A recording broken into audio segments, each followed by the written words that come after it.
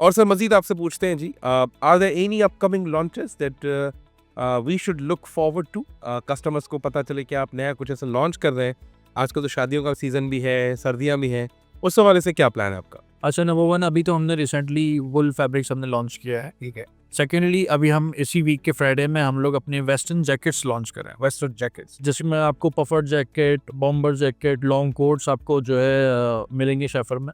सही है। तो फॉर द फर्स्ट टाइम शेफर हम ये लॉन्च कर रहे हैं। क्या प्राइस रेंजेस हैं? क्योंकि मैं समझता हूँ कि जो इस तरह के ब्रांड्स हैं ना, उनमें प्राइस बड़ा मायने रखती है लोगों के लिए। क्या कहते हैं? देखिए, प्राइजेस बिल्कुल ज़रूर मायने रखती है क्योंकि एक प्रीमियम प्रोडक्ट होता है, ज़ाहिर है उसमें महंगी से महंगी चीज़ लगेगी तो ज़ाहिर है प्राइस तो ऊपर जाती है।